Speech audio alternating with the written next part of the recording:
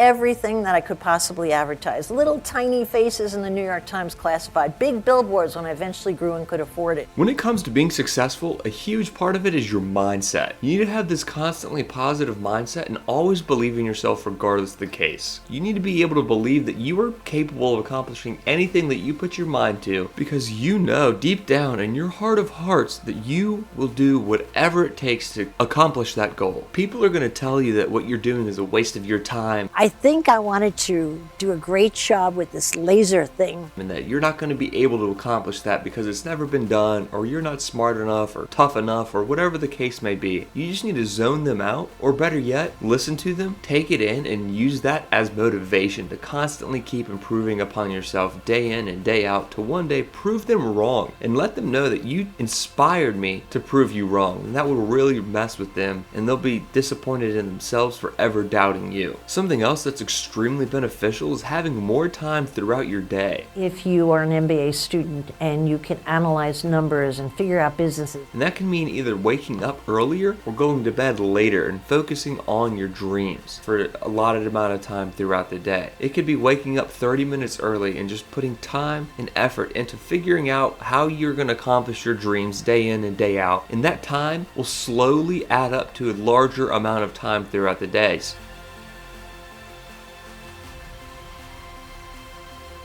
To where I am today is just simple hard work, okay? I've always worked my buns off, well beyond anybody I know in my peer group, okay? But if you work twice as hard as something, you're generally gonna get twice as far, if not 3 times farther. So overwork is definitely the number one thing. I over-prepare for everything I do, born out of insecurity of maybe not being able to deliver. And what an advantage that is in any situation when you walk in and you've well over-prepared over the next competitor. You'll usually leave the situation with the gold. Focus on what you do well. So many people start a business and try to do everything from the get-go. I think you really have to know yourself, what your gifts are, and do a lot of it, and try to find someone to do the stuff that you are not good at. That's the truth. That's what makes a great partnership or good delegation. Whereas most people hammer away at everything thinking you have to be good. No, I knew what I was good at building my business. I was great at marketing. I was great at recruiting people.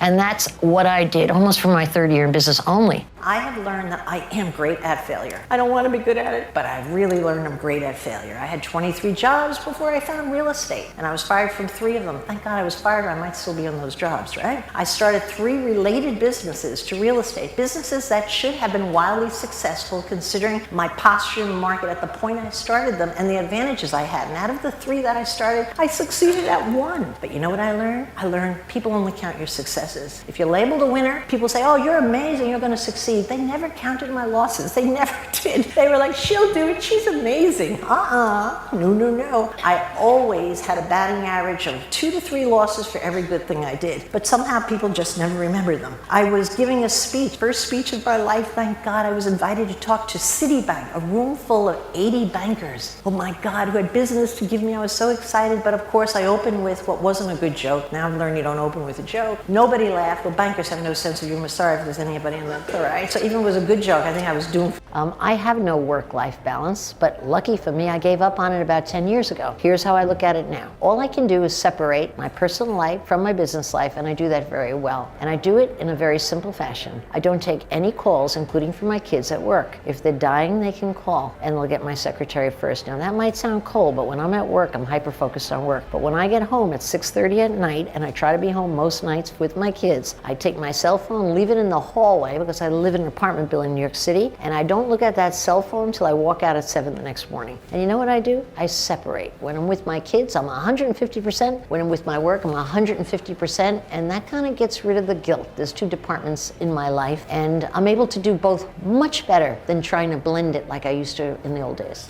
Probably 6 hours or so, but you know, I've learned in the last 5 years of my life, I don't need a lot of sleep. I used to think I did, like, oh, under 8 hours. That created enough stress. Yeah. Now, I got 6 hours, I'm fine. side. I have a very simple regimen. I get up, I have a 10-year-old at home, a 22-year-old who just moved out. I think this is the time when people are going to struggle with getting their head in the right place, and most of the battle is going to be won in the head more than on the street, because what you have to do as an entrepreneur is realize that somewhere in this craziness there's an upside. And I can tell you what the upside is coming through any bad time, because I've come through a lot of them. It's the best time to move your business ahead if you could stay in the game. And I don't just mean stay in the game like making your dollars stretch and being able to pay the bills you must pay. That's part of building a business. It's a skill you need. But I'm talking about staying in the game mentally, where you really believe there's gold at the end of this rainbow. And the goal that really is at the end of every tough time is there's less competition. There's more people not spending money, throwing money at the problem. You can pull ahead. You can be a big player if you can try enough new ideas. Because the great thing, well, I shouldn't say great, I'm